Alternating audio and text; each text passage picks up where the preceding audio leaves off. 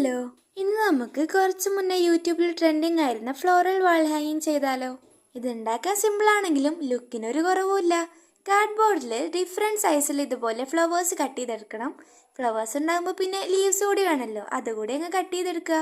Leaves ഒരു 7 വേണം, പിന്നെ ഫ്ലവേഴ്സ് ഒരു 5 മതിയാവും. ഇനി നമുക്കിത് പെയിൻറ്റ് ചെയ്യാം. ഞാനൊരു പേസ്റ്റൽ കളറാണ് പെയിൻറ്റ് ചെയ്യുന്നത്. ഈ ഷെയ്ഡിൻ്റെ correct name pale pink colour എന്നാണ്.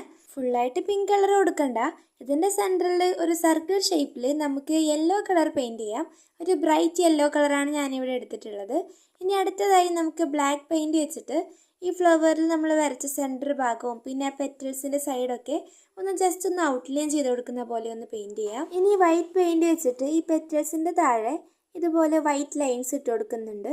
ഈ സെൻറ്ററിൽ യെല്ലോ കളറിൽ ഇതുപോലെ ഒന്ന് വരച്ച് കൊടുത്തിട്ടുണ്ട്. അതുപോലെ എല്ലാ ഫ്ലവേഴ്സും ചെയ്യണം. ഇനി നമുക്ക് ലീഫ് എങ്ങനെ പെയിൻറ്റ് ചെയ്യാൻ നോക്കാം. ഫുൾ ഗ്രീൻ കളർ കൊടുക്കുക, എന്നിട്ട് സൈഡ് വേറെ ഗ്രീൻ കൊണ്ട് ഔട്ട്ലൈൻ ചെയ്യുക. വൈറ്റ് വെച്ചിട്ട് ഇതുപോലെ ജസ്റ്റ് ഒന്ന് വരച്ച് കൊടുക്കുക. അങ്ങനെ എല്ലാ ഫ്ലവേഴ്സും എല്ലാ ലീവ്സും ഞാനൊന്ന് പെയിൻറ്റ് ചെയ്തെടുത്തിട്ടുണ്ട്. ഇനി കട്ടിയുള്ള ഏതെങ്കിലും ഒരു ത്രെഡ് എടുക്കുക. എൻ്റെ കയ്യിൽ എംബ്രോയിഡറി ഒക്കെ ചെയ്യുന്ന ത്രെഡ് ഉണ്ടായിരുന്നു, ഞാൻ അതാണ് യൂസ് ചെയ്യുന്നത്. ഇനി നമുക്ക് സ്റ്റിക്ക് പോലെ എന്തെങ്കിലും വേണം. ഞാനൊരു ഐസ്ക്രീം സ്റ്റിക്കിൽ ബ്ലാക്ക് പെയിൻറ്റ് ചെയ്ത് കൊടുത്തതാണ്.